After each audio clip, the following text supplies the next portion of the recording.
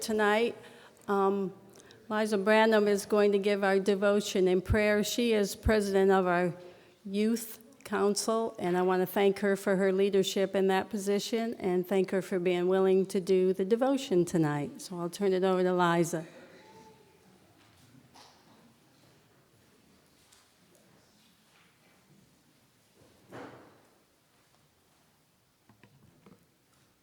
Hey, I'm Liza. I'm the youth representative, as Ms. Jessica said.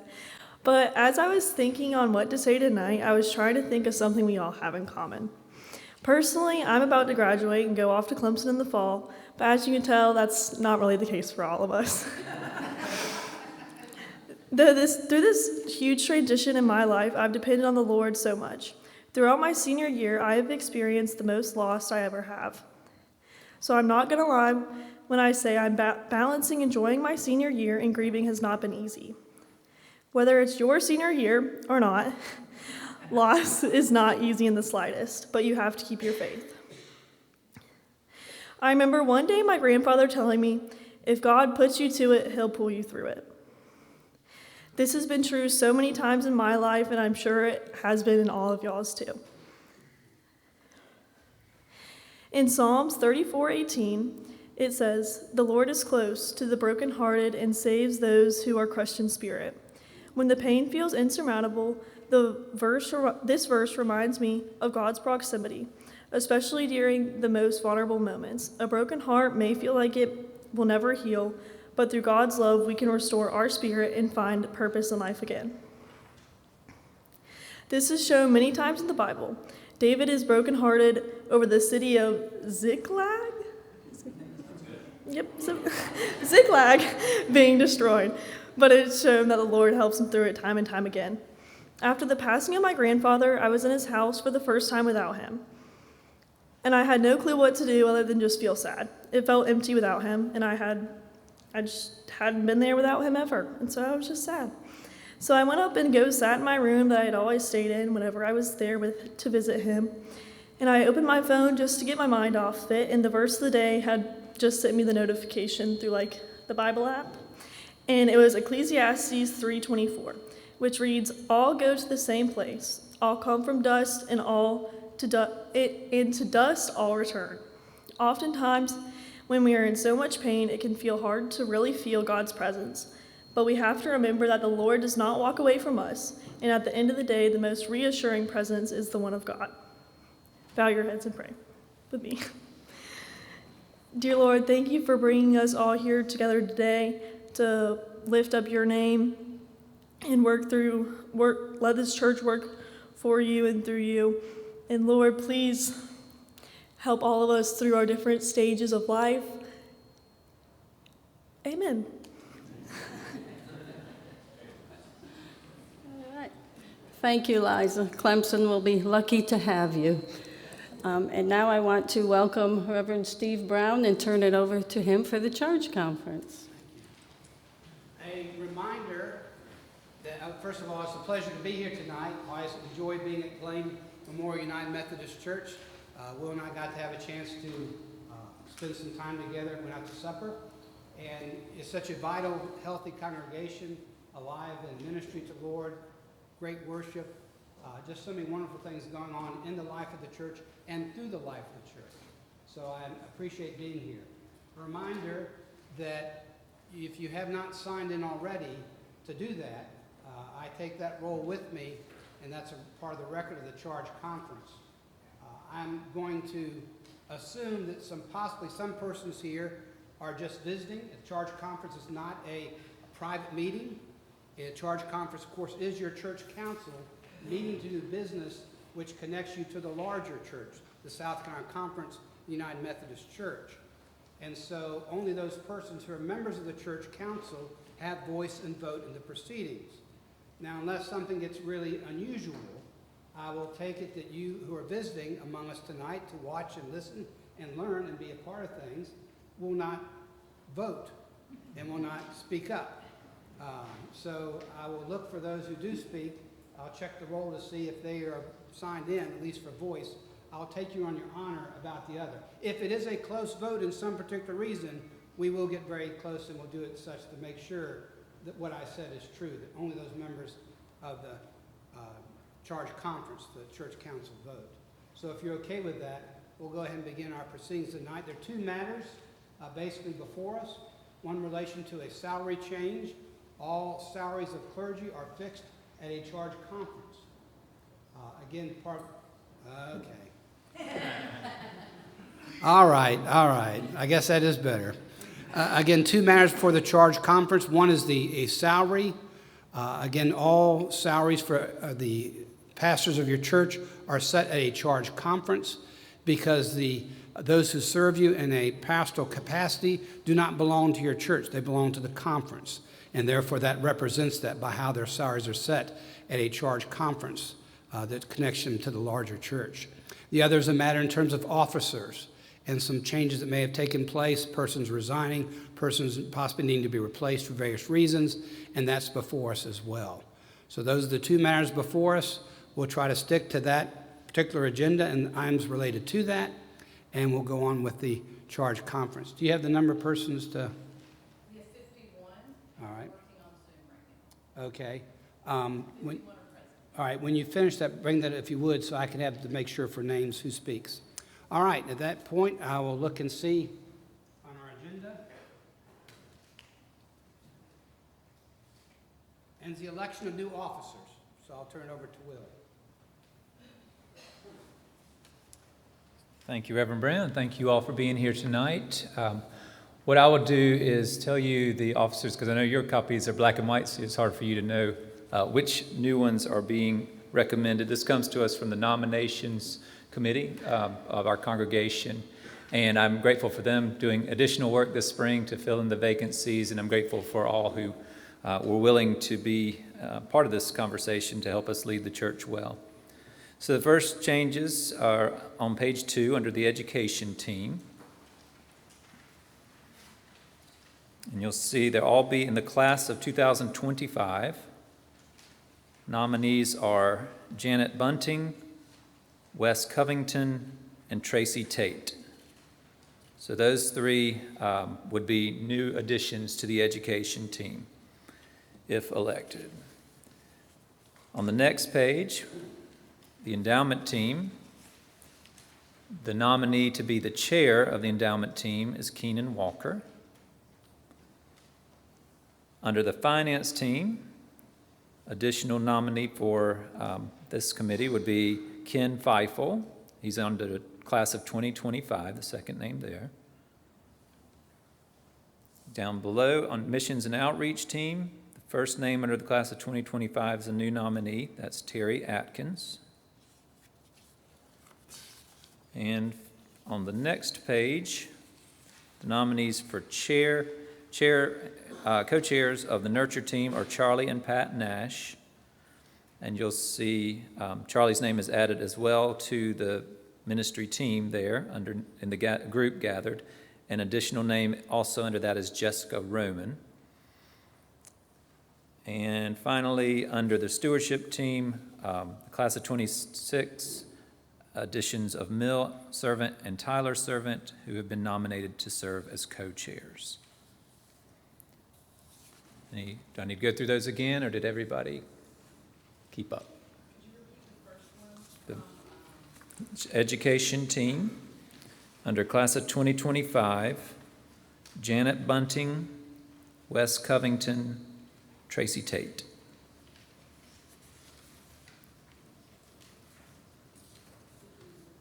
Any ups? So these are before you as from the nominations and leadership team. Thank you. Okay, that rightfully comes from the committee. It needs no second. It comes basically as a motion to elect these officers, so it doesn't need to be seconded that way. Yes, ma'am. Sure. Yes. Okay, so this means that 3 of our teams, membership and evangelism, nurture and stewardship, will now have co-chairs, Okay. which means that they will have a greater voting representation than the other 12. So I actually have a motion on that. Is now a proper time to? Well, let me first, are there any other additions to the nominations than those which were read or given? Okay, now we can entertain the motion to, okay. Sorry, I'm That's very right. No, no. intimidated by General Conference last week. I move that we limit the elections of team leaders to one named individual who will serve as chair, thereby disbanding with the need for co-chairs. And if I get a second, I'm happy to speak to that. Okay, is there a second? Second, go ahead. Okay. First of all, I'm not objecting to the individuals nominated, but to the co-chair aspect. In years past and currently, our nominations team has chosen to put names of co-chairs for one spot. Each co-chair then gets a vote on this council. I've researched this over the past few weeks to determine whether co-chairs should get one whole vote or whether they should each get a half a vote. The Book of Discipline does not specifically address this, and Robert's Rules just helpfully says don't do it. But if we allow one team to have co-chairs, each of whom have an equal vote to every other chair of a team, I feel we're essentially valuing some of our teams over the others. So I propose that we stop utilizing co-chairs in an effort to equally balance the importance of all of our teams and their representation on church council. For 2024, if we have these co-chairs, they can among themselves decide who to serve as chair and then maybe who to serve as vice chair. And then hopefully we can recommend to nominations and lay leadership to not have co-chairs in the future. Okay, thank you. And your name again is? Sorry, Hannah Cromley. Hannah Cromley, did you? Okay. Second, I'll give it to the lady in the black with the glasses. You second it? Okay. I do not know your name. I apologize for that. Now, okay, that's fine. I thought you were coming to a microphone. Part of this is a question of how you choose to structure your own leadership. As she mentioned, it's not defined by the discipline. There are church councils which have very few people, like 5 or 6, based on the size of the church. Larger churches can have so many more. So many other committees which you can invite to be part of your church council. So therefore, the decision to have a co-chair sit on the table, at the table of the church council or not, is your decision. And so it's been brought before you as a motion to limit the chairs to one person, not a co-chair, and I guess the other person be a vice chair or some other capacity, and then if they're not able to be there in that case, to do your leadership in that way. Now, the motions before us, we can have a speech for it or against it. We've had really a presentation that'd be a speech for it. Is there a speech against it? I would say it's a proper motion. The nominating committee has already selected people to be put forth, to be voted on. If they don't want that, then they need to vote against it. And then go back to the nominating committee at that point for them to re-elect somebody to that position. I don't think the motion's proper. Okay, well, I disagree with that only because your church council is the final voice of your church. The nomination reports to the church council. Trustees report to the church council. All committees act on behalf or under the leadership of the church council. Therefore, your church council will be configured as you see fit to organize your church and to carry out your church business. So while you may not want to do it, and I understand, and I'll take it as a speech against, I do not view it as out of order. Also because, again, the discipline as far as being our guidance in this is silent. And so I'm not trying to interpret things on the fly. I'm just trying to take things in a reasonable fashion, which is churches have the right to configure their leadership as they will. Again, if there was a position to be added to your church council, it would come to nominations and would be supplied by them. But ultimately, the church council, in a charge conference, decides your nomination. They can strike names that nomination has put in. They can add names. As you heard me ask, are there any other names to be added? Because the church council has the right to add other names, not just the committee. So with that being said, we have a speech for it, or the motion is to do that. I ruled out of order, but I take it as a speech against it from the gentleman who spoke. And do you know the gentleman's name? Okay, thank you. I won't make you do that. Yes, is this a speech for? It's just really a question. I'm not going to say Okay. for or against. Okay. I'm against her nomination, but I'm kind of like Woody. We got First your name so we can Sydney make Williams. Okay. We got the nominations tonight. So we haven't really had an opportunity to look at them, and you're asking us to vote these people in. So, I mean, I can see where Woody's coming from, and I think the people that agreed to do it jointly have agreed to do it jointly. And so they need to be asked again if they want to serve alone. Okay. So I'm saying I'm not for the motion. Okay. And we will not deal with a motion for, basically, the motion before us. Amendment. She's amending it. Well, basically, the motion right now is to not have co-chairs, which would mean nominations would have to go back, talk to those individuals to sort out how that will be for your purposes. And you can, again, put those persons in place, taking 3 names off and assigning the 3 that will be there. You can handle that on your own. Now, whether you say we can act on the nomination report because you haven't had time to act on it is a separate issue. And so I'll deal with the motion first before us and deal with an issue which I would take as a motion for us not to vote at all in the nominations because you don't feel you had enough time. And we'll see if others will speak to that. Okay. Oh, excuse me, just say, yes, sir? The motion before us is for co-chairs, that there not be co-chairs sitting at the church council. Even existing co-chairs will be reconfigured for purposes that you will have only 1 chair of each committee at the church council table.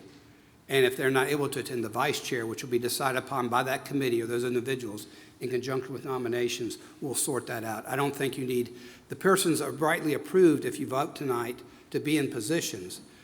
Ultimately, what position, how they serve, you can determine yourselves by their agreement. So I will still take, we had a motion made, a speech against doing it because these persons were there. We have a motion which I'll deal with in a moment. Any other speeches for the motion to bring your chairmanships to just 1 chairperson? And if there were co-chairs, that second person or another person will be the vice chair or whatever you choose it to be? Yes, ma'am. Okay. I think the real, I'm Jane Eason. I think the real question is, would the co-chair and the chair be allowed to vote? I'm not opposed to having a co-chair and a chair, but it does seem like you weigh one committee more than the other if you give one committee 2 votes and another committee 1 vote. So my question is, the way we currently have it, does a co-chair and a chair currently have 2 votes? Right. They vote as individuals at the table. They may represent a committee, but they have the right to vote at a church council meeting because both are acting as chairs of that committee. So right now, those who are currently in that position, which I think there may be a couple apparently, they have the right for both to show up and both to vote.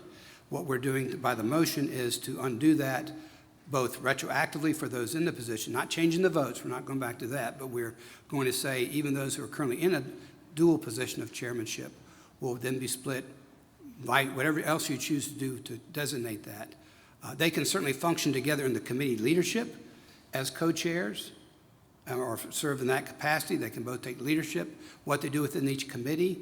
Again, the size of a church council is determined by the church and the needs. And so therefore, the fact that you had, let's say, 14 people at your church council, and then you had 3 that were co-chairs, so you had 17, we're not, again, my concern is not whether you had 17 or 14 at your church council. It's that you have the people you want to have there for your church leadership.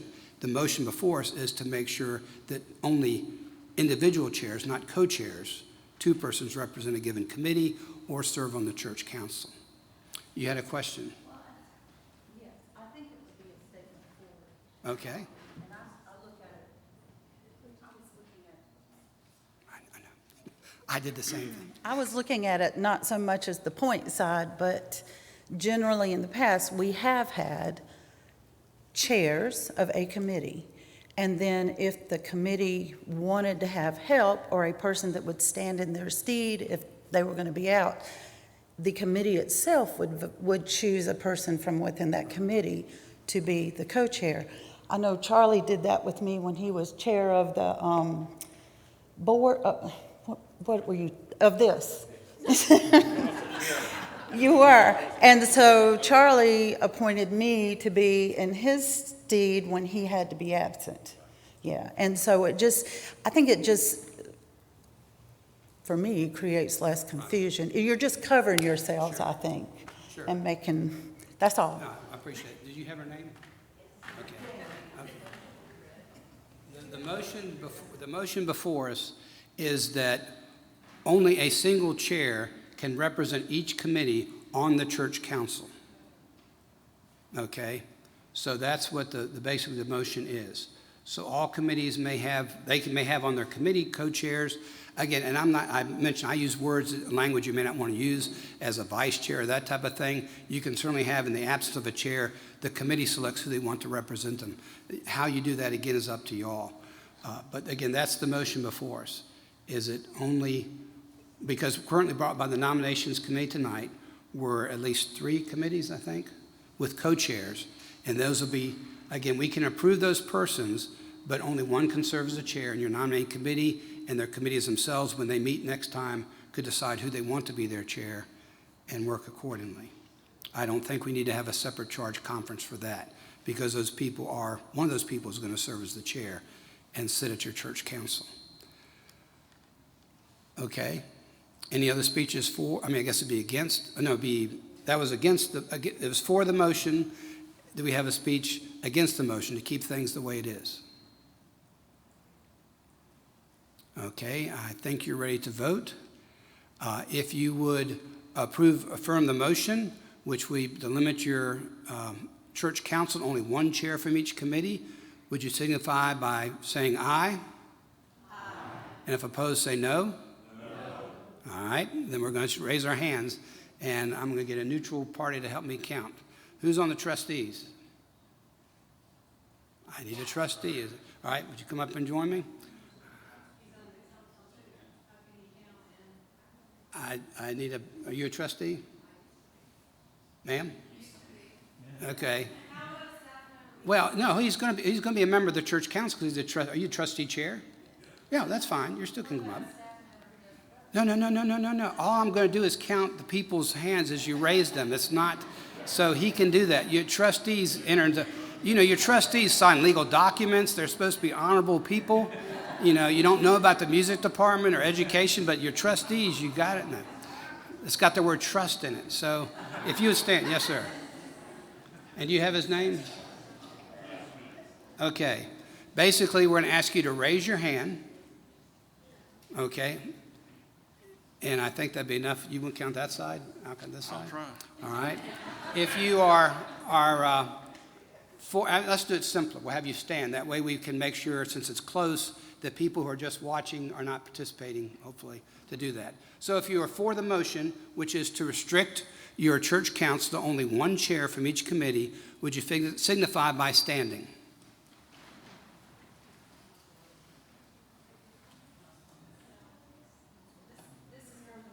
This is for the motion.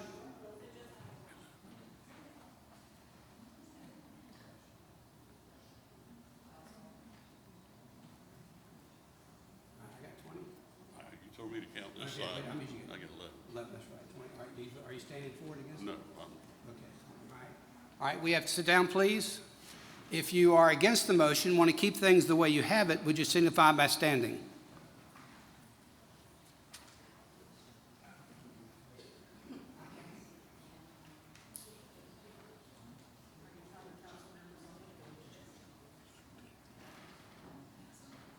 I don't know for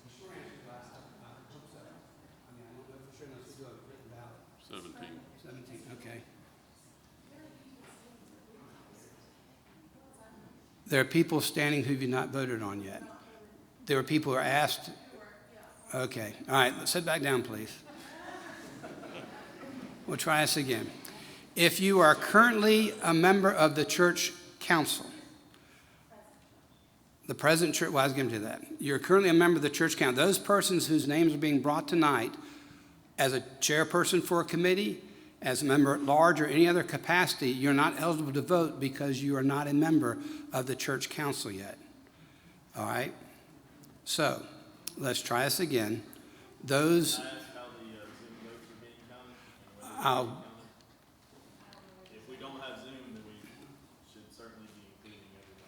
We'll try, do you have a means to, who's managing our Zoom?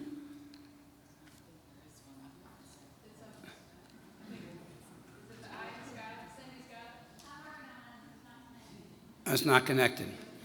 Well, all right, this is a point for you to consider. All the discipline requires is the quorum is based on the number of those present.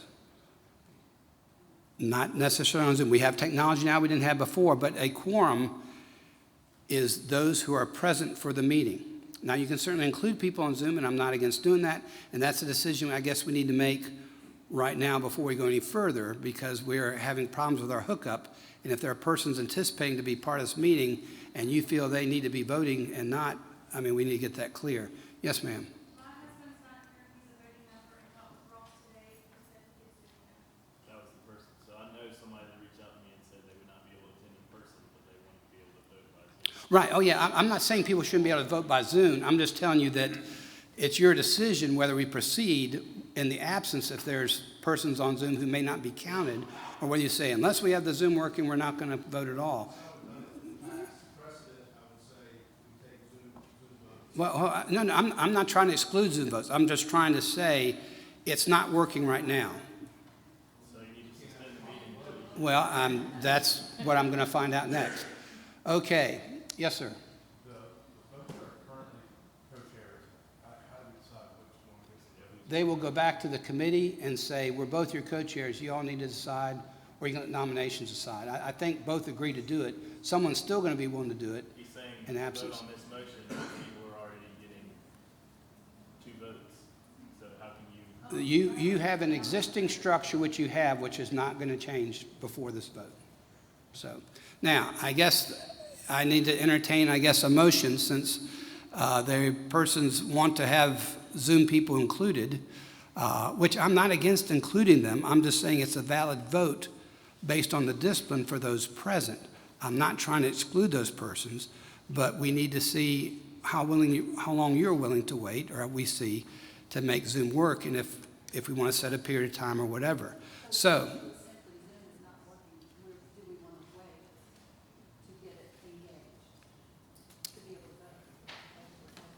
right, okay.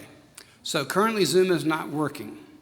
So if someone wants to make a motion to suspend activities until, or this charge conference until Zoom is operating, this would be the time to make that motion. Is there a second? All right, those in favor of waiting for Zoom to be in place before we continue our proceedings, would you raise your right hand? All right, you count this side, I'll count this side.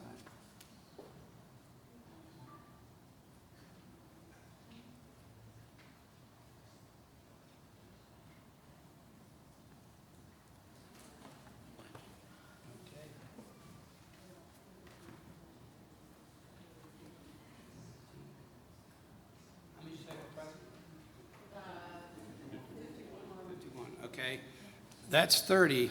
I'm going to ask for those who are against the motion to suspend the charge conference till Zoom workings, if you would raise your right hand.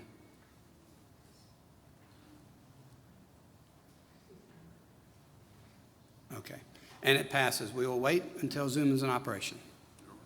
Talk amongst yourselves.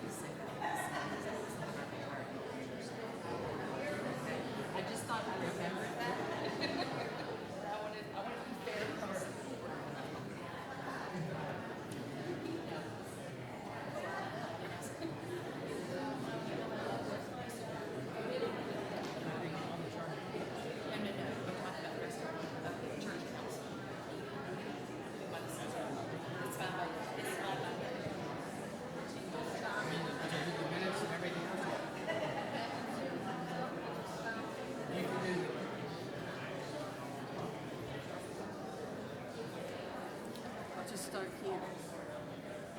Yes. So when Zoom comes back on, I'll turn it back to Yep, you. that's fine. Okay.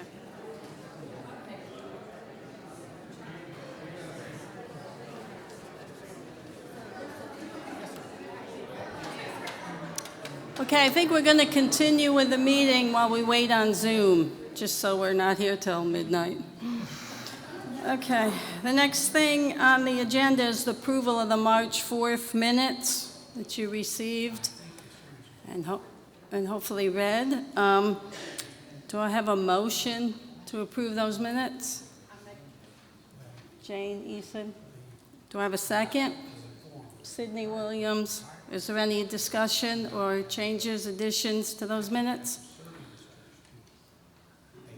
Seeing none, then all those in favor of the approval of the March 4th minutes say aye. All those opposed, same sign. All right, the minutes are approved. Next on the agenda is a report from Mac Bryan, but Mac's mom is in intensive care in the hospital, so we need to keep him, her, and his family in our prayers this evening. So I'm going to read his report. Good evening, everyone. I wanted to give you all an update at two events that some of us attended recently. The most recent event was a Tri-County training session held at the Highland Park UMC in Florence on April 28th. The training was presented by the Florence, Hartsville, and Marion District Superintendents. The goal was to help lay leadership understand and deal with salary inequities due to race, gender, and experience. Its goal was to give the churches the tools necessary for clergy retention and church sustainability.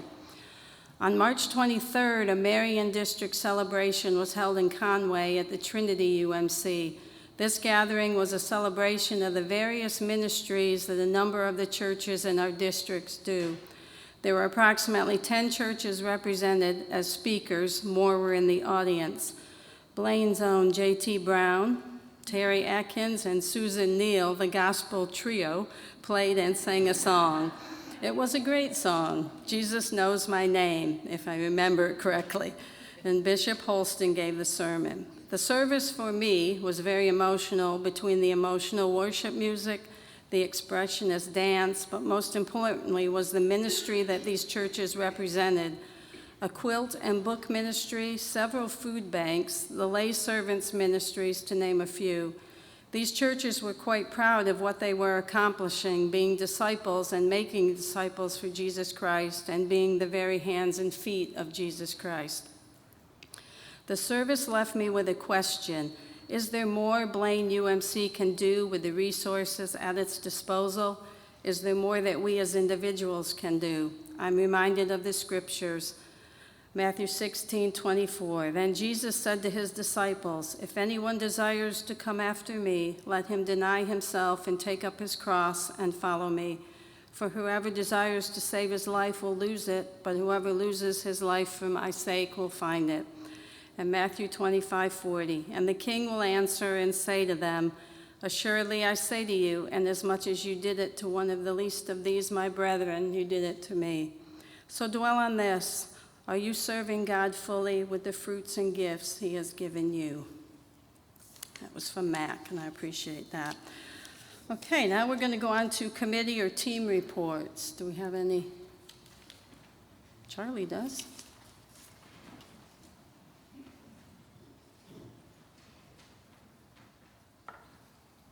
Thank you, Jessica. Charlie Leonard, SPRC. Just a report that Sherry Humble is retiring, which I think we all know. She's the finance director. She's been here for 18 years doing wonderful, wonderful, wonderful, wonderful work. And we congratulate her on her retiring and everything she's done for us. And the good news is that she will continue to kind of dip her toe in the water and be involved a little bit in some of the financial matters of the church on a part-time basis, so that's good. We do have to replace her, and we have looked from within. The Amanda Romance with the BCLC is stepping up to the finance director position, and we're excited by that as well, and she's got great qualities that she'll fit very well. She will also retain the title of Director of BCLC because really it's something that's hard to replace. She's got vast experience with the licensing and dealing with the state and basically the preschool operations. Cindy Parson, who is the Assistant BCLC Director, will retain her current title, but will assume some of Amanda's duties, and we're excited for her as well. So that means there's a position that will be available, an operations manager position that we're looking to fill, and it'll do some scheduling and office functions at the BCLC, and we're looking hopefully to do an internal hire. So that's the movement. Thank you.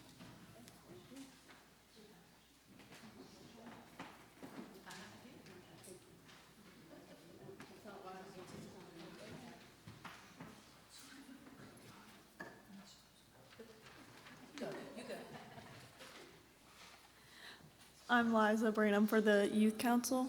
Our youth ministries are continuing to do well. Our weekly prayer breakfasts at Chick-fil-A are a great start to our weeks.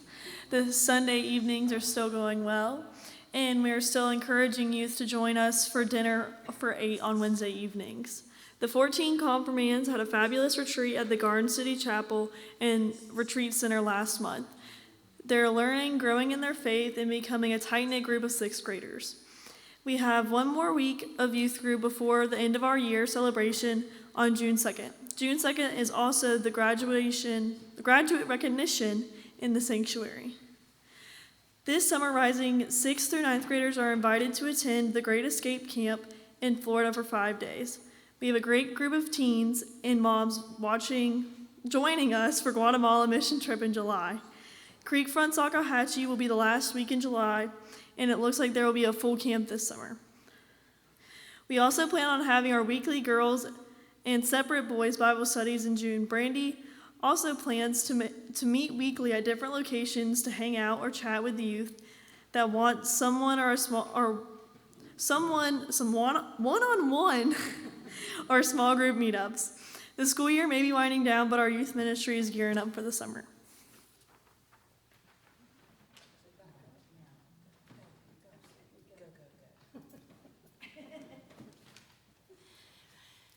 It's over. I don't mean it like that. It was a wonderful day. God provided, God was there, and the community was there as well. We had lots of competition. There was an event in Surfside, there was an event in Georgetown, and there was an event in North Myrtle Beach, and we still had lots of people. I'm just going to give you an overall number. This is just the money that we collect and count. This is not banks giving back to the bank or anything, but we collected about $22,000. So that will be, yeah. And that will go back to the groups that collected it, the youth, the men's club, the missions team, whatever. And we think that the 2 charities that we've chosen, the combined amount of money that was raised from the golf cart tips and the love offering, and 10% of our crafters' contribution to pay for their space will go back to that as well. It's almost $4,000. So that's the most we've raised in a while. It was a great day. I saw lots of happy faces, lots of great people. I enjoyed doing it. I thank you very much for your support, everybody's support. We had great volunteers for setup, we had great volunteers for tear down.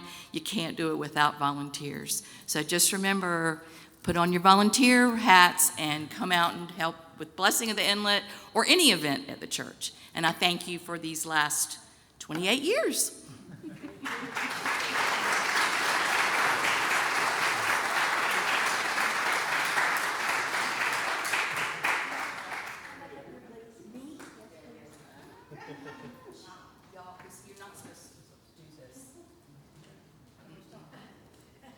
No.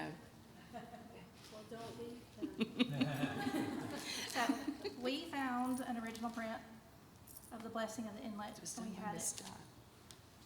I am gonna cry. And it's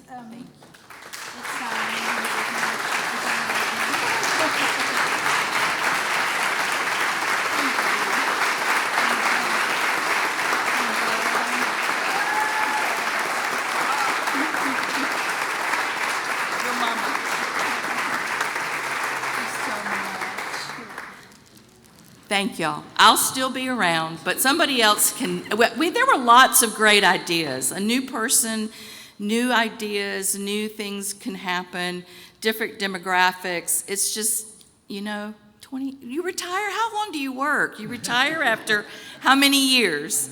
So I'll be around. Thank you all. Staff reports next. I mean, if you finish your committees, I was going to take the break between committees and staff. Let me ask. Do I have any other team or committee reports? Okay. Ross Marple, your denominational education team leader. And the update from the educational team is that obviously there were a lot of changes that came from the General Conference. We have not yet had a chance to meet as a team to discuss those changes, but we will be doing so in the coming weeks. We have an educational event scheduled for June 2nd, the afternoon of June 2nd, here in the sanctuary again, just like our other meetings, at which time we'll talk about all the things that changed and what that means for Blaine moving forward. Then following that, again, we are working on a survey. We're working with Coastal Carolina University to administer that survey to the congregation so that we can get feedback from everyone about those changes and how everybody feels. So that's the update. Thank you.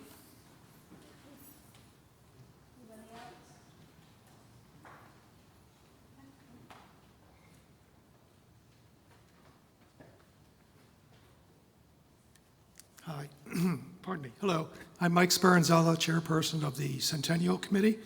Pardon me. And I just want to bring to your attention that in the April Advocate, there were 2 articles, if you get a chance to see it. And one of them is entitled, "Who Was James Blaine?" And it's a rather good article about Reverend Blaine. And then at the bottom of the page, there's an article, "The Historical Marker for a Historic Church in Murrells Inlet," talking about our church, Blaine Memorial. And it talks about the marker that's out in front of the sanctuary. And it talks about our Heritage Days and our upcoming centennial celebration. And speaking of which, the centennial celebration is going to be on January the 19th, 2025. That'll be the big day, but the Centennial Committee is also planning events during this year and again next year in 2025, our centennial year. So please look for that, and we'll keep you up to date on what's happening. And I wanted to, pardon me, we also discussed, the Centennial team at our last meeting, discussed what we were excited about and hoping to accomplish this year.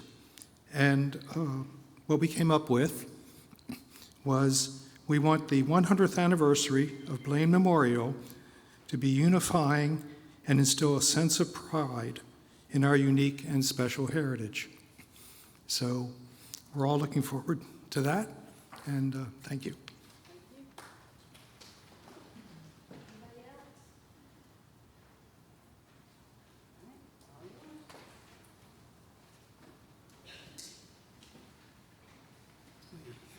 Interrupt your church council meeting for a charge conference that is already in progress. So we'll try to do that. Now, we have our Zoom folks still with us? We have one. Okay. Did we lose the others, or that was just? That was just the holding name. Okay. So we have one additional person. So we will handle our voting accordingly. So now we're back in session. We'll include that person. You've written her name or his name on the list. Okay. Now, there was a motion before us to take your chair positions on your different committees and make sure only one of those chairpersons was represented on the church council. This is a change from how you've previously done things. A reminder, all those persons who are members of the church council, even if you're a co-chair, currently that's the system you work under, both persons are allowed to vote at this time. A reminder, if you're retired clergy in our midst, that you cannot vote at a charge conference. A church conference, you are eligible. A charge conference, you're not eligible to vote at. So please be aware that you should not be standing or raising your hand during the voting. All right? We will let our, we will check. I have a question. Yes, ma'am?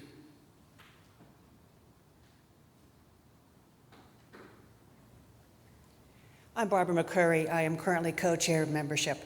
I understand from an organizational point of view where this question has come from.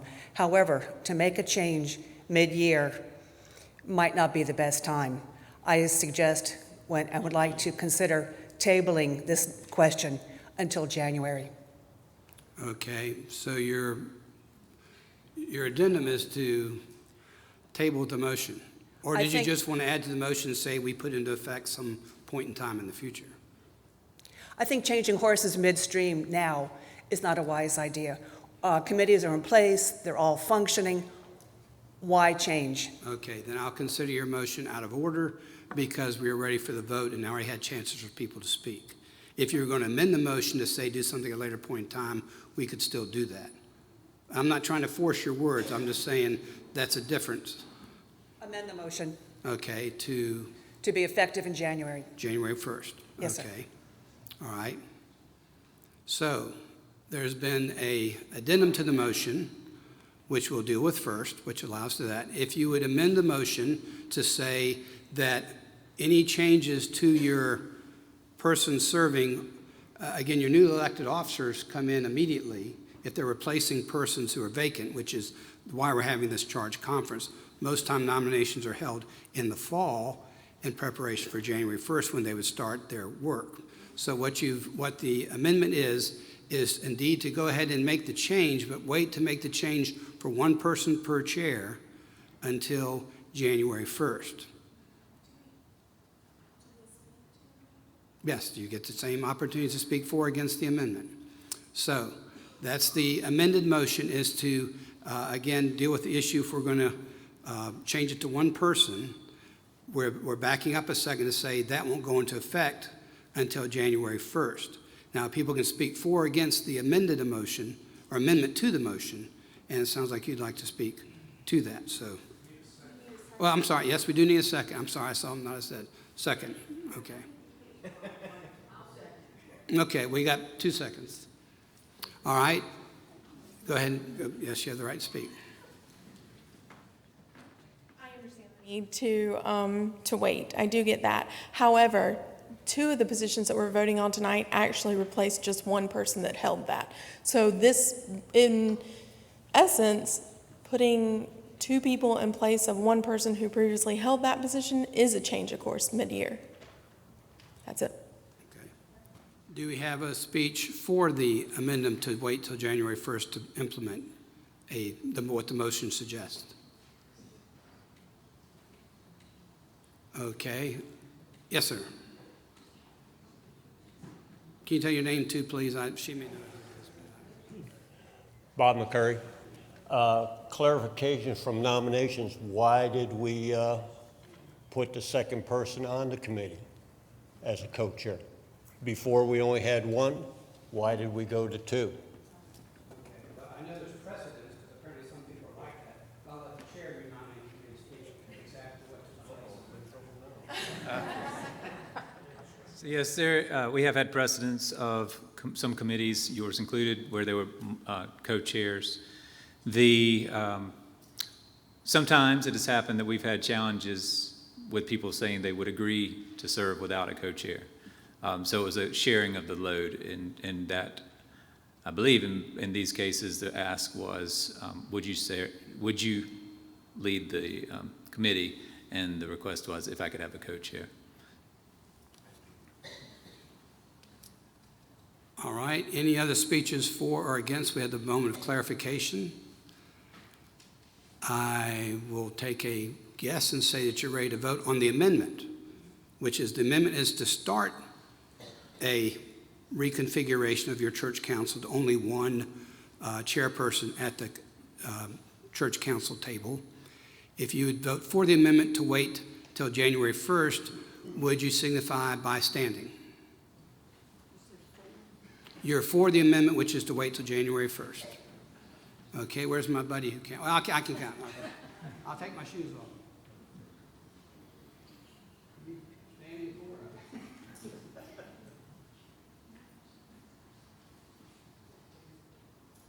Can you clarify that we're for activity? Is there going to be a for? You standing? Yes. This is for waiting. Okay, go ahead and be seated. Yes, I'm sorry if there was not clarity. Your voting, the amendment is to wait until January 1st to start relegating only one person per committee as a chairperson, only one chairperson. If they're co-chairs, they can serve on the committee in that fashion, but only one is invited to sit at the church council table. If approved. All right, if you are, that was for the amendment to wait till January 1st. If you're against the amendment to wait till January 1st, if you would stand.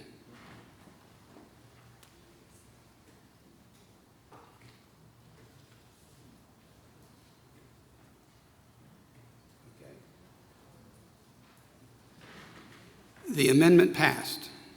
So whatever we decide next with the motion itself will not go into effect until January 1st of next year, which means all existing persons who serve in a co-chair capacity, well, I'll take that back. Well, yeah, well, we got to finish the motion. So the motion before us is if you're going to only have one chairperson to sit at the table, all right? If you are for the motion, which is to only have one person from each, for the chairperson, one chairperson sit at the church council table, if you'd stand at this time. It's effective January 1st. All right, the motion as, go ahead and sit back down. The motion as amended is that starting January 1st of 2025, only one person, even if they're a co-chair of a committee, only one of those chairs is eligible to sit at the church council table with voice and vote. If both attend, only one has voice and vote. If one can't be there, the other could be there. Again, what you work out is how you choose to do that. That's up to y'all. But only one person chairperson from each committee will be allowed to sit at the table for the church council if there's co-chairs. Not every committee has co-chairs. And now we know that's going to affect January 1st. All right, are you ready to vote? Ma'am? All committees, yes. It affects all your nominations, all that comes through the nominating committee. Okay? All right, if you would approve the motion to have just one chairperson from each committee sit at the church council table, would you signify by standing?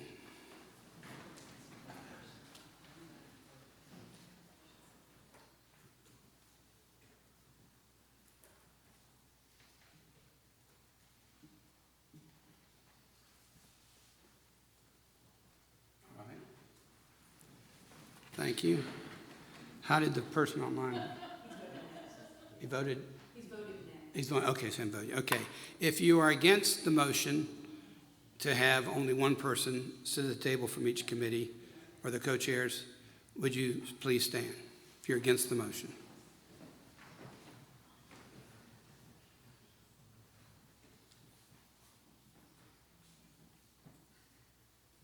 All right, thank you. About 25 to 16, it was passed. So starting January 1st, your action tonight is starting January 1st, only one of the co-chairs may sit at the church council table with voice and vote. That goes into effect January 1st. Okay? Bless you. Okay, now, I will, if you want to make your motion. Okay. I just wanted. I know, that's a valid. You're telling me that we can only have one or the other, but now that January 1st is, I'm okay. Okay, well, that's fine. That's why. We still need to get them earlier, but. Well, that's. That's it. Yeah, that's fine. Yeah, I just want to make sure I did hear you and was giving you opportunity. Okay. Now, with that being said, You have a slate of officers which were read to you. Again, if you need them repeated, I'll be glad to ask Will to come up again to read them. If you think you can make them out on the page or know who we're talking about. I asked earlier if there are any other names to be added, and no one said anything, so that opportunity is closed. But if you would like to say something for or against this slate of persons, you're welcome to do so at this time. All right, I think you're ready to vote. So if you approve these persons as your nominating committee recommends to you to serve in capacities of leadership for the committees of the church, would you signify by saying yes? Yes. We went through this before. If you're going to vote for these people, some of which who are among you, show some encouragement, some faith, some support by saying yes with gusto. If you'd wait. Okay, now, if you'd approve these persons, signify by saying yes. Yes. And if not, say no. I'd rather say keep it to yourself, but you can't do that. It's a legal vote. All right, those persons have all passed. So one of the matters before us has been taken place. You have new persons, in the most cases, I'm sure, to replace persons who are no longer able to serve or who may have left their positions.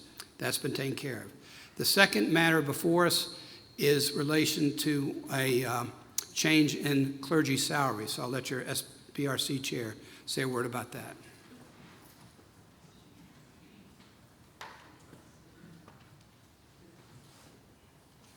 All right, once again, Charlie Leonard, SPRC chair. As y'all know, Isaac is going to be leaving us, and we have already addressed that. And I'm sorry. Let me do that. Isaac will be leaving us, and we're very sad about that, but we know that there are bright things out there for him, and that's wonderful. The issue that I'm talking to is the replacement of Reverend Sandra Stevens Perrell, and the salary that she is going to, or the benefits package that she will receive. The housing allowance is $25,000. The gross compensation, and this is where there's been some change, recommended $87,000.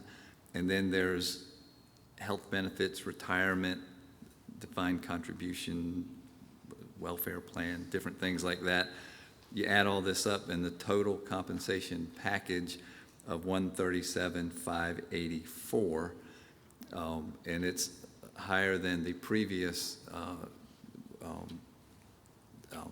request because she's a senior status. She was a DS for 8 years. And the experience, and so we're basically getting a senior pastor and all the experience that comes with it.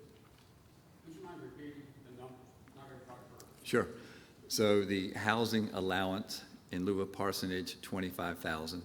The gross compensation, $87,000. And then there's a list of health charge, insurance costs, defined contribution, defined benefits, welfare plan that add up to a total of $137,584 compensation package. Need a motion on that? No, it comes from the SPRC committee. It's informative. Okay. Is that it? Do you have any questions for him before he sits down? May I ask this, I'm not on the council, I'm Dr. Jonathan.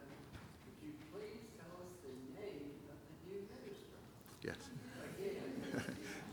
Okay. Sandra Stevens Perrell.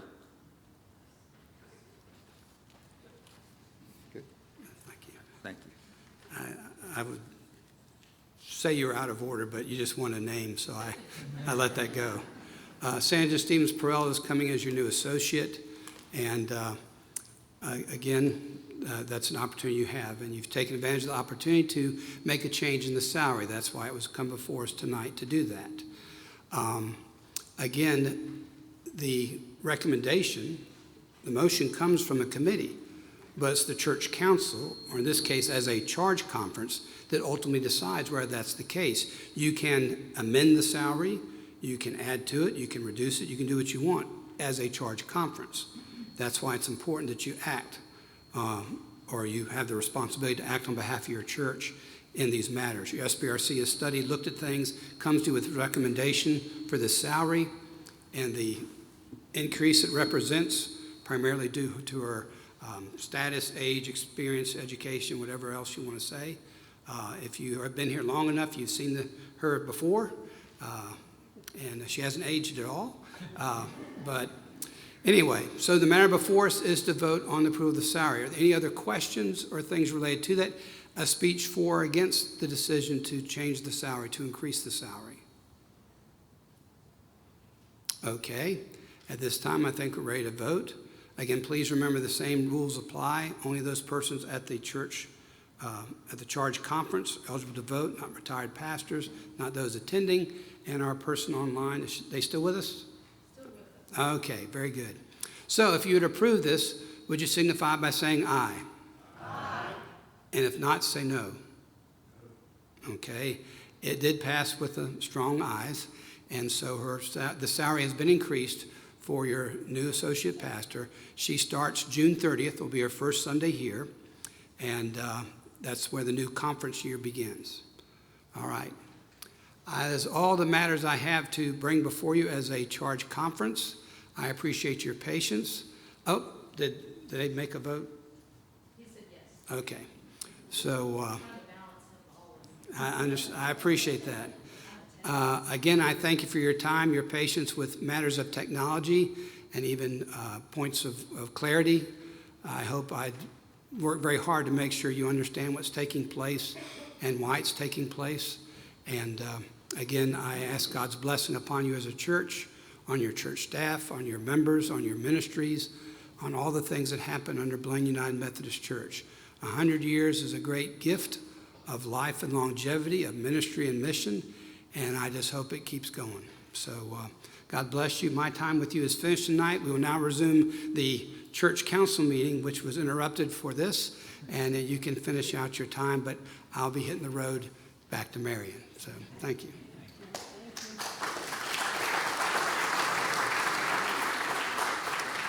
Thank you, Reverend Brown, and safe travels. Do we have any other team reports before we move to staff reports? All right, do we have any staff reports?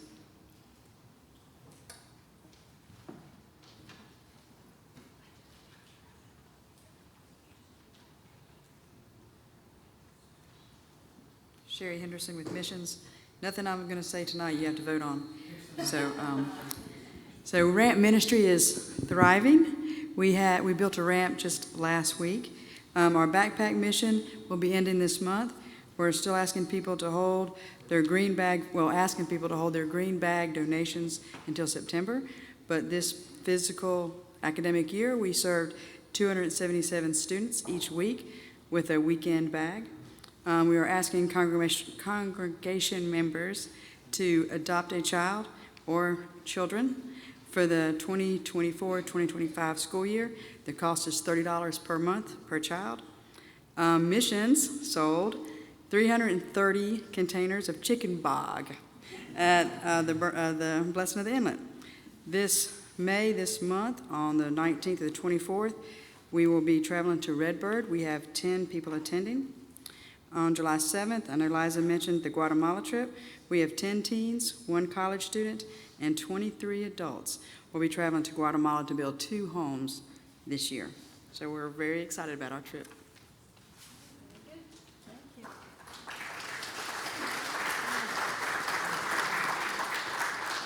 Any other staff member?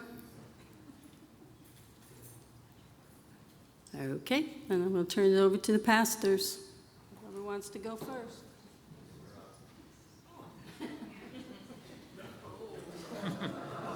Yeah. Yeah, that's right. Well, you got a little taste of where I've been tonight with our parliamentary procedures and discussions. As you all are mostly, hopefully aware, I've been to General Conference. We were there from, today we left, 2 weeks ago today I left, and we started Tuesday and finished Friday night. Got back to Murrells Inlet 10:30 Friday night, ready for an exciting Blessing of the Inlet the next morning. Oh, my pleasure. It was good to be back for that. I went to General Conference dreading it in a lot of ways. I had heard horror stories about the late night meetings, sometimes people going to midnight in their committees and then having to be back up and go in the next morning. And I was very grateful to learn that they had put kind of a limit on that. So only one night did my group go past 6:30, and another night the whole body did. But they tried to make it where we'd have a set ending time each night. And they gave us Sunday off. They gave us a Sabbath. So that was also very nice of them. Another thing I was sort of dreading was that there would be a contentious atmosphere. I'd heard about protests in the past and this and that. And every once in a while you walk in and like two people would be standing there giving you leaflets to tell you a little bit about their cause. And I heard of, and I didn't see it, there are multiple entrances and exits. I heard of a small protest with a person in a megaphone, but it was not that atmosphere that I was afraid of. I'd also heard of times in the past where people were kind of in corners, trading votes and that sort of thing, and I never observed any of that. So some of the things that I was most concerned might be part of it turned out not to be, at least in this instance. Instead, I saw just wonderful diversity among. It helped me to see the worldwide United Methodist Church representatives gathered. Our opening worship service, we were led in by a crucifer who had an assistant dog, a service animal, and followed by a bishop in a wheelchair, and another with walking stilt kind of things. And just you saw persons of every hue and from all around the world. 4 continents, 10 languages, 65 nations represented in our gathering of the world. And so, sometimes I think we think in terms of Southeast and the Western jurisdiction, and we keep it into the United States and don't realize just how diverse the United Methodist Church really is. Each day we started with worship, and there were some really powerful worship services. And the first week we went into legislative committees, and that's why I brought this to you. So, this was our reading material we were invited to read before we got there, and this was added to it while we were there. So those were our reading materials. Now, naturally, it gives you a little more appreciation for a congressman who says, I didn't know that was in there, because it's so much, you can't possibly cover it all. And I was on the Judicial Administration Committee. There are 14 different legislative committees. In our Judicial Administration Committee, 90 of those petitions that were in those initial things came to us. And then there are 1,100 total, so the other 13 had the balance of that. And what we would do the first week is, in our group, there were 54 in our committee, others had 80 or so, and we would take the petitions assigned to us, and we would have whatever debate, and we'd vote them up or down. And if they got fewer than 10 dissenting votes, so in our case, if at least 10 or fewer voted against it, but the rest, the majority voted for it, then it would go on what they call a consent calendar. And unless 20 people signed a petition saying we want to remove that and have everybody deal with it, it was dealt with it as a whole. So a lot of those pages got dealt with that way. The majority of those pages got with that way. I think of our 90 petitions in the Judicial Administration Committee, I think it was 6 that ended up being before the entire body. The rest were dealt with at the consent calendar. So that's what we did the second week. The plenary sessions, they call it. We gather as the entire body of United Methodist delegates. And as it happened, where we were assigned to sit, my friend Chris was to my left and I was to his right, and if anybody went to microphone 3, the camera was right on us. So I still wake up at night hearing microphone 3, because the idea was we would nudge each other to say we're about to be on camera and put down our phones or whatever we had in our hands at that point. So the main actions that happened while we were in the plenary session, regionalization, we mentioned that in our meetings before, 81% of the delegates voted for that. And part of the conversation was how so much of what happens at General Conference applies to the United States, but doesn't apply to other parts, particularly things like pensions and benefits. And the people from other parts of the world would have to listen to this long presentation about what benefits will come to United States pastors, that one is not, it's not fun to listen to discussions that you're not going to be benefiting from. And 2, I think it's sort of uncomfortable to realize the discrepancies there between what a person in another part of the world would be getting in benefits versus in the United States. Another long conversation we had was how many United States bishops there would be. Well, very interesting if you're in the United States, but not as interesting if you're in another part of the world. So those are the kind of things that regionalization will help divide out, and things that apply to all the body. All the United Methodists in the world will come to the general conference, but there will also be regional conferences if it passes. So it passed the threshold for the general conference, but now 2/3 of the aggregate vote of all the annual conferences around the world have to agree to that. So it's still got a pretty big threshold to achieve the full regionalization plan. Let's see. So what will be part of the continued general church, all United Methodists wherever they live in the world, still have to do parts 1 through 5 of the Book of Discipline. So that includes the Constitution, the General Book of Discipline, doctrinal standards and theological tasks, the ministry of all Christians, and the social principles. All of those are not adaptable to your region. So all of that will continue to be wherever you are in the world at United Methodist. Those are your ways of being. And I think it's important to kind of interrupt and say that nothing related to those core tenets changed at this General Conference. So, people suspected some concerns about the Trinity, or Jesus as human and divine, or Jesus as Lord. All of that remained just as it was before, still very much part and parcel of who we are as United Methodists. Jesus is resurrected, all of that.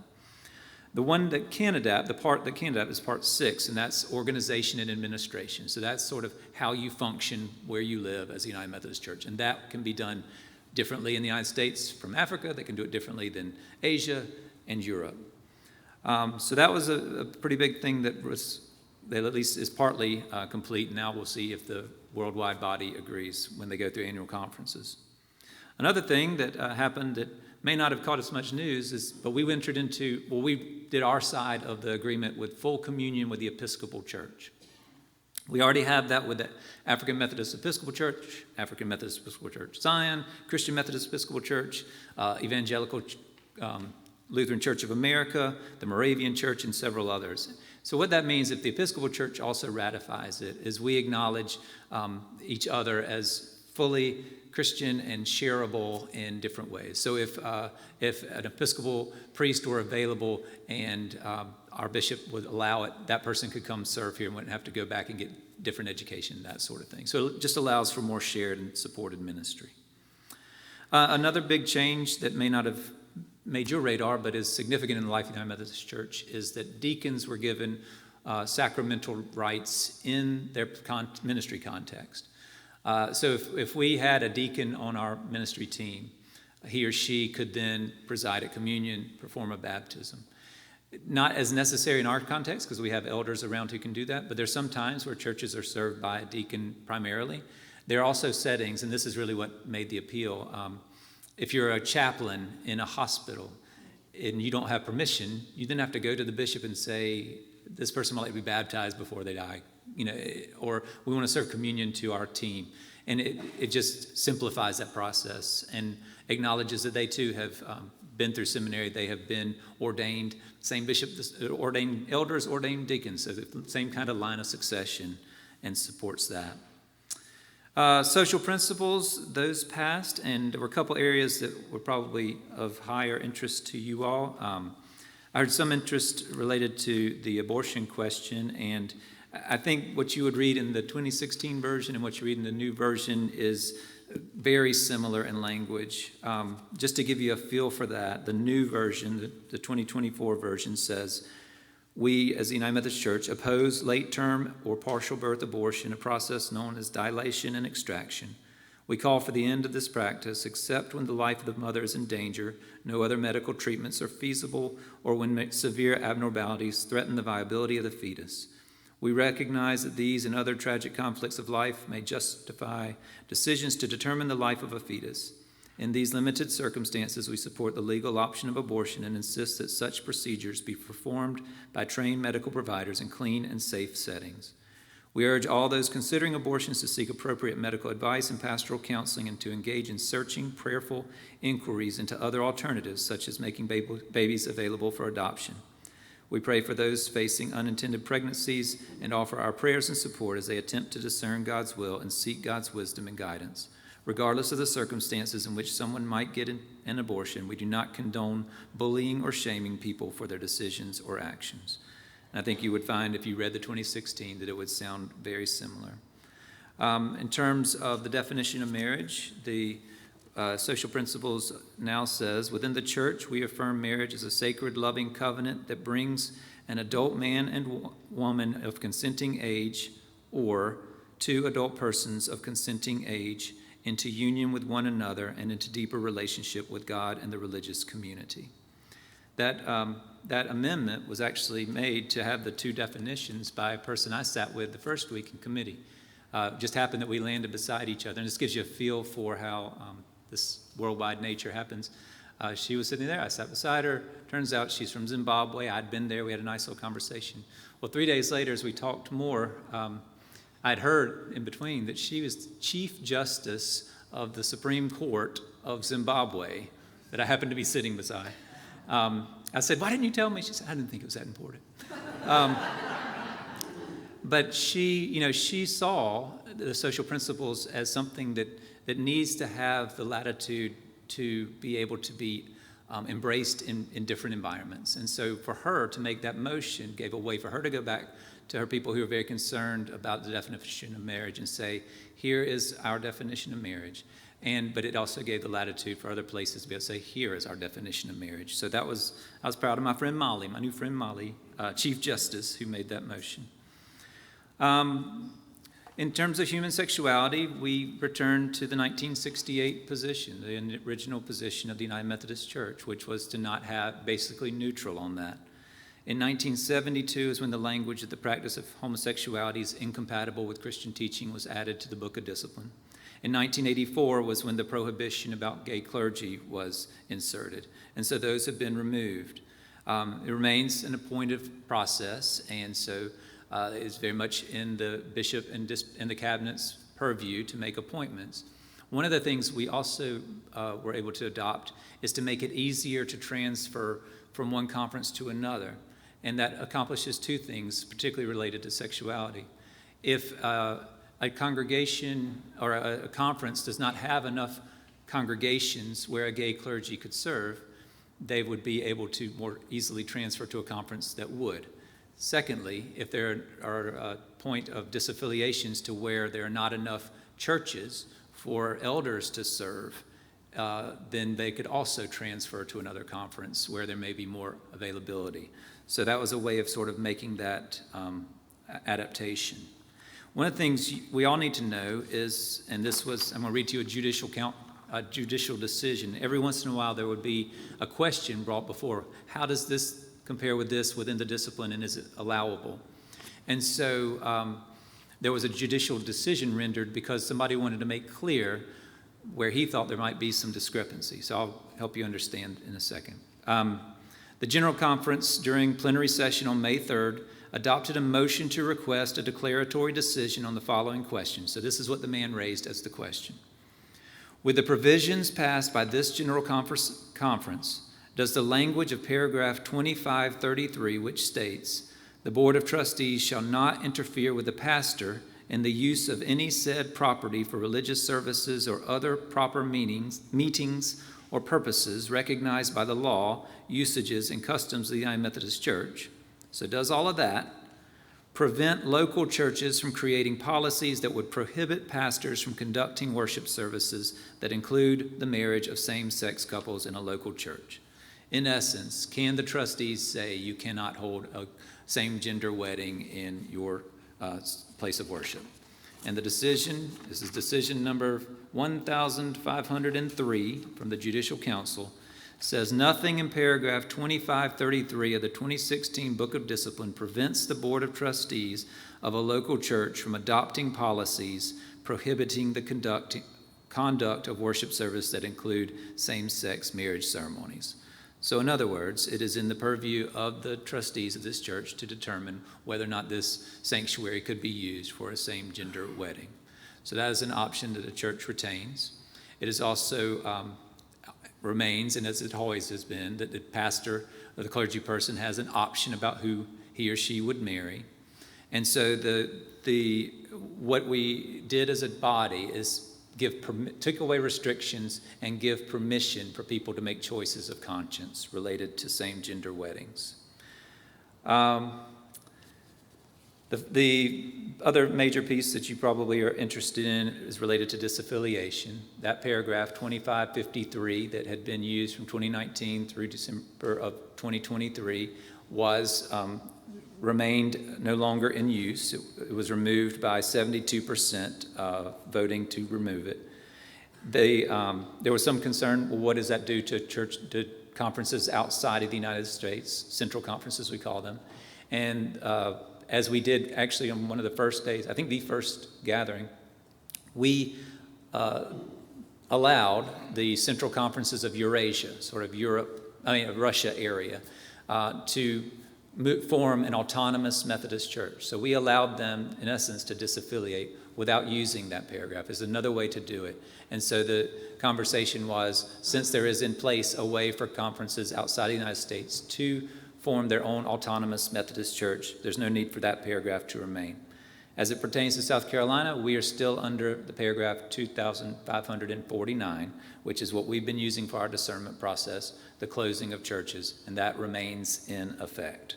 So that is still a way to disaffiliate by closing a church. Those are, I think, the primary highlights I wanted to share with you. I guess there was some question, some conversation in the public about the 100 or so African delegates who were not able to be seated. There were several questions of the leadership. I wrote down several things that they used as an explanation. They said that there were some conferences that submitted the wrong names and some conferences that submitted no names for them to use. That they did what they could to go back to journals from previous gatherings of those central conferences to find the names they could. They said that some conferences submitted conflicting reports and that one of the annual conferences around the world had a secretary with extended illness that did not allow her to finish that portion of her job. They said that some of the delegates received fraudulent letters telling them that they were a delegate and could start doing their travel plans, which was inaccurate. So there was all this stuff mixed into it. The visa process is harder now than it was years ago, apparently, and so all of that meant that some people did not get seated. We had some people added as the days went on who would eventually make it to us.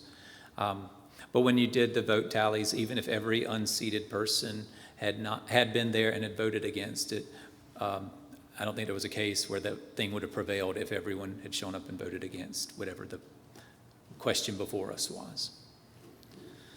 So that is my report from that. Of course, as Ross mentioned, we will be doing the education team will be sorting through more of this and presenting it to the church at large on June the 2nd at 3 o'clock in the sanctuary. So you'll get a hopefully fuller explanation then. And I think that's basically that. In terms of other matters related more directly to us, I want to shift to say that I thank you for the blessing of the inlet. It was a delightful day. Thank you for everybody who was part of that. I think it was really, for me, it was such a joy to come back from an intense 2 weeks of being inside building and meetings and debate, to come here and walk through this beautiful campus on a beautiful day and celebrate God's many blessings among us.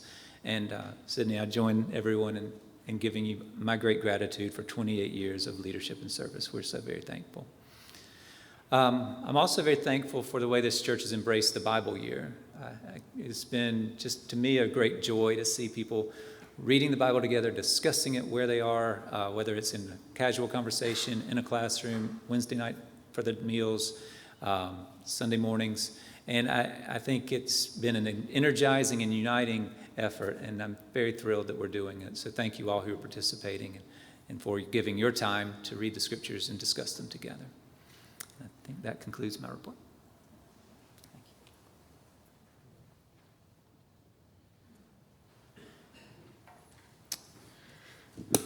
So I'm supposed to be winding down, but it feels like I'm ramping up.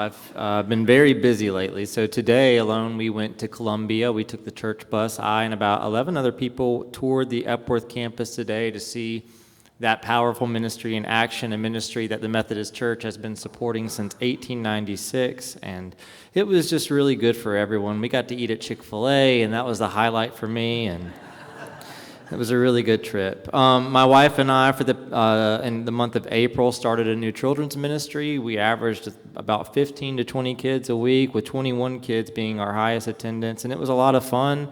We concluded the month tie-dyeing. We may or may not have accidentally tie-dyed the BCLC sidewalk. Sorry, Paul.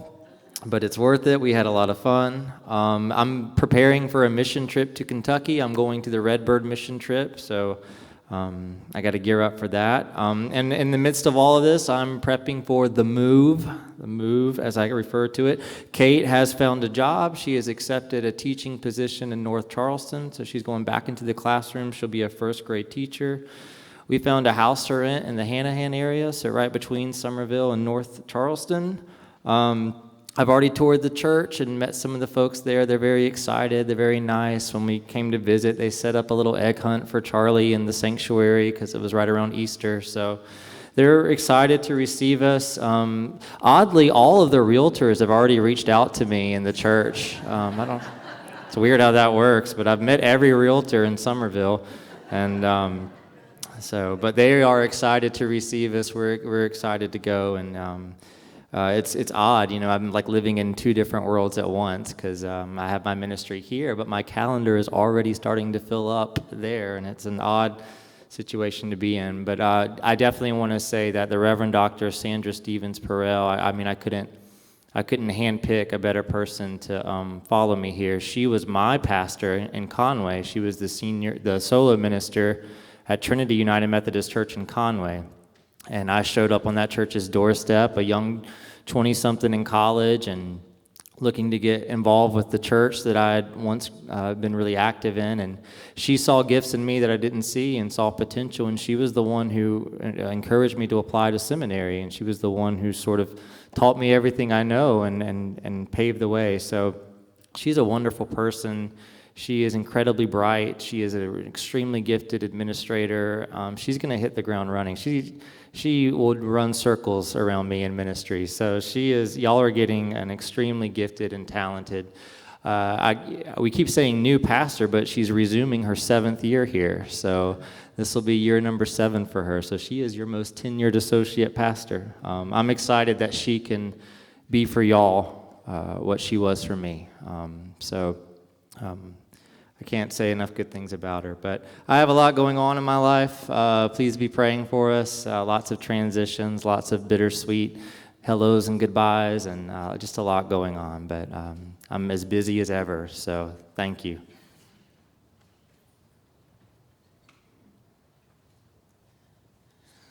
I will keep it brief. We've had a long night, but I think we've had Easter since we met last, if I'm not mistaken. Is that correct?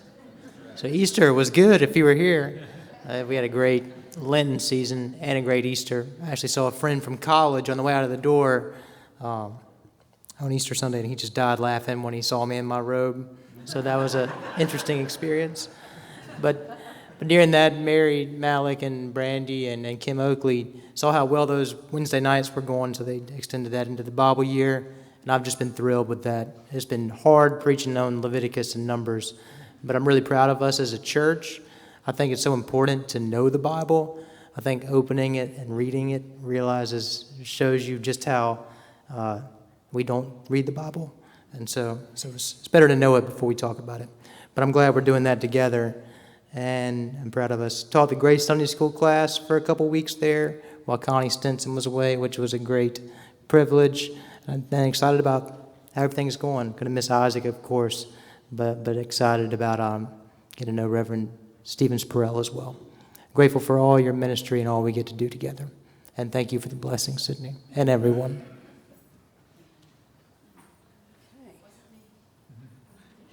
Well, you were the leader. Everyone needs a leader. So, well, I thank you for all of those reports. I do want to ask if we have any prayer requests or praise reports. We're going to keep Mac and his family in our prayers. We're thankful for the blessing.